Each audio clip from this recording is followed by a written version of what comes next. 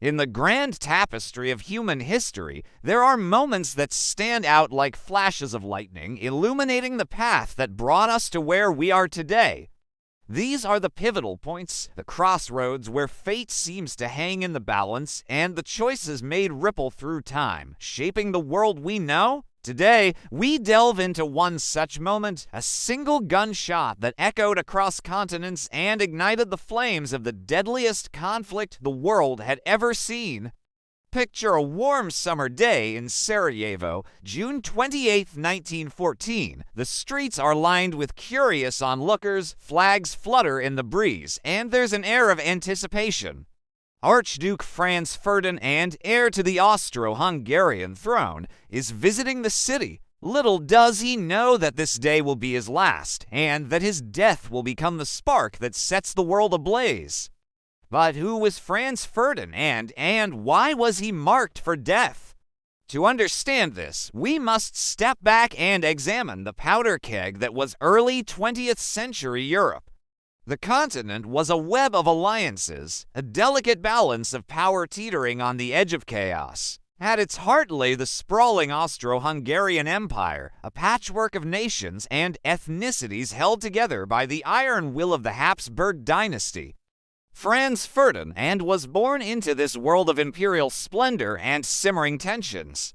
As the nephew of Emperor Franz Joseph, he was groomed from birth to one day take the reins of power. But Franz Ferdinand was no ordinary heir. He was a man of contradictions, conservative in his politics yet progressive in his vision for the empire. He dreamed of reforming the Austro-Hungarian state, transforming it into a federation that would give equal rights to its many ethnic groups. This vision made him dangerous to those who benefited from the status quo, both within the empire and beyond its borders. In neighboring Serbia, nationalist groups saw the Austro-Hungarian presence in the Balkans as a threat to their dreams of a greater Serbian state. It was from these shadowy circles that the plot to assassinate the Archduke was born. As Franz Ferdinand's motorcade wound its way through the streets of Sarajevo that fateful day, a group of young Serbian nationalists lay in wait. Their leader was Gavrilo Princip, a 19-year-old consumed by dreams of liberating his people from foreign rule. The first attempt on the Archduke's life failed when a bomb thrown at his car bounced off and exploded under the vehicle behind. But fate had other plans. Later that day, as Franz Ferdinand insisted on visiting those injured in the earlier attack, his driver took a wrong turn. The car stalled, and in that moment of confusion, Gavrilo Princip stepped forward. 2 shots rang out, and the course of history was forever altered. The death of Franz Ferdinand sent shock waves through the delicate system of alliances that held Europe together.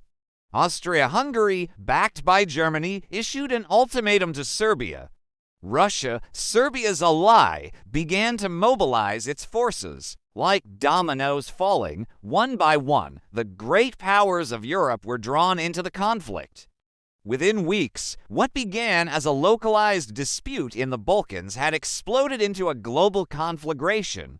The Great War, as it would come to be known, engulfed the world in a maelstrom of violence and destruction unlike anything seen before. Millions of young men marched off to fight in the trenches in battles that would become synonymous with the horror and futility of modern warfare, the Somme, Verdun, Gallipoli.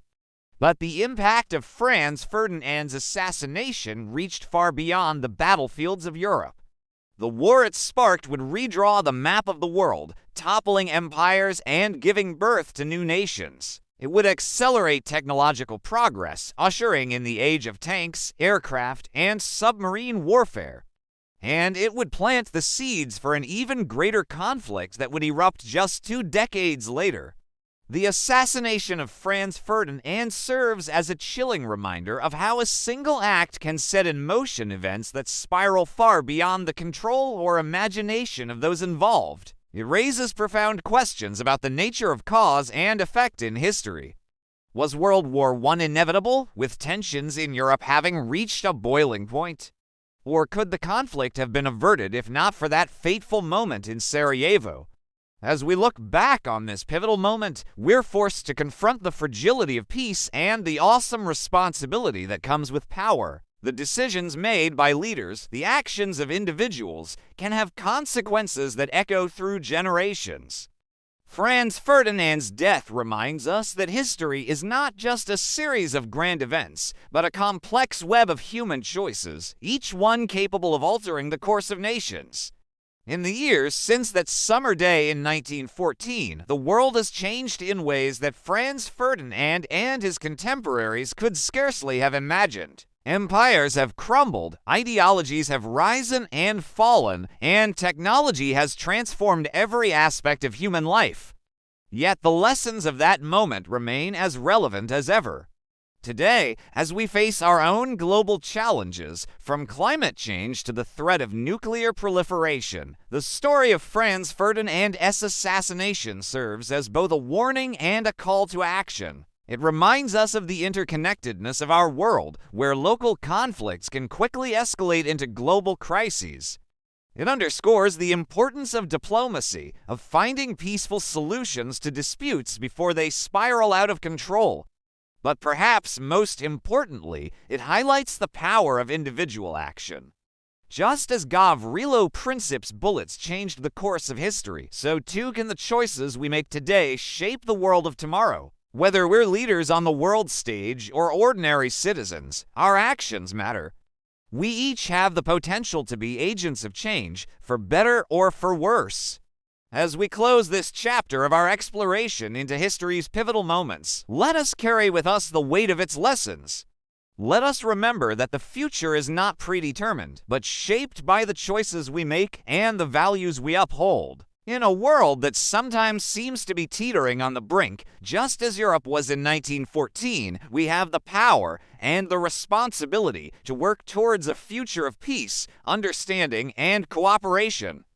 The assassination of Archduke Franz Ferdinand may have ignited the flames of World War I, but it also ignited a century of reflection on the nature of conflict, power, and human destiny. As we face the challenges of our own time, may we draw wisdom from the past, courage from the present, and hope for the future.